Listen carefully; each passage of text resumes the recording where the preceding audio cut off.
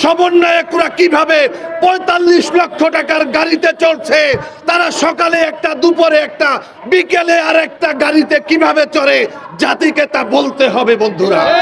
আমরা দেখেছি বাংলাদেশের ইতিহাসে রাষ্ট্র ক্ষমতায় যারা থাকেন তারা নতুন নতুন দলের আবির্ভাব ঘটাতে চান। আজকে অন্তর্বর্তীকালীন সরকার আমরা দেখছি তারাও নাকি নতুন দল করার জন্য উদ্যোগ নিয়েছেন। আমাদের মনে আছে মঈনুদ্দিন ফখরুদ্দিনরা বাংলাদেশ থেকে জাতীয়তাবাদী শক্তি, ধর্মীয় মূল্যবোধে বিশ্বাসী শক্তিকে বাংলাদেশ থেকে মুছে ফেলার জন্য এই ফেরদৌস কুরাইশি সহ কিছু কুলাঙ্গারদেরকে জড়িয়ে তারা একত্র করেছিলেন। তারা নাকি প্রধানমন্ত্রী হওয়ার জন্য কোটও সেলাই করেছিলেন, কিন্তু গায়ে দেওয়ার সুযোগ পায় নাই। আজকে যেই সমস্ত সমন্বয়করা এই 111-এর প্রেতাত্মাদের ফাঁদে পড়েছেন, নতুন নতুন দল করার চেষ্টা করছেন, রাষ্ট্রীয় গাড়ি বাড়ি থেকে শুরু করে রাষ্ট্রের টাকা খরচ করে যারা দল তৈরির জন্য উদ্যোগ নিয়েছেন তাদেরকে স্বাগত জানানোর সুযোগ নাই। সংগ্রামী বন্ধুরা আমার, লেবার পার্টির অফিস ভাড়া 20,000 টাকা দিতে দাঁত ভেঙে যায়।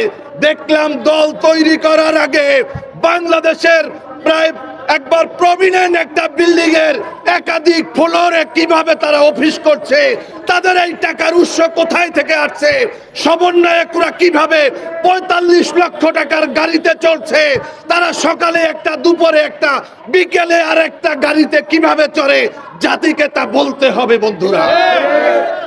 রাজনীতি করবেন মাওলানা ভাসানীর মতো রাজনীতি করেন, আসেন আমাদের জীবনাচার দেখেন।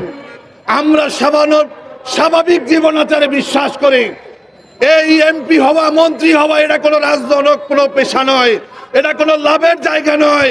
তারপরেও কেন কোটি কোটি টাকা খরচ করে এমপি হওয়ার জন্য এই শিল্পপতিরা পাগল হয়ে যায়, এইটা বন্ধ করার জন্য আমরা দাবি জানিয়েছিলাম। আমরা নির্বাচনের যেই পদ্ধতি, সেই পদ্ধতির আমরা সংস্কার চাই। আমরা এই সরকারকে বলতে চাই, অতি দ্রুত আপনারা বলেন আগামী 6 মাসের মধ্যে নির্বাচন সম্ভব, তাহলেই সম্ভব। আপনারা যে 2026 সালের কথা বলেছেন তাতে দেশের মানুষের সন্দেহ, সংশয় রয়েছে। আপনারা হয়তো 2026 সালে গিয়ে আবার বলবেন আপনাদের সংস্কার শেষ হয় নাই, আপনাদের আরো 2 বছর দরকার। যার কারণে এই সমস্ত চালাকি করলে তার জ্বালাকি তা কিন্তু আপনারা টের পাবেন। সবাইকে ধন্যবাদ।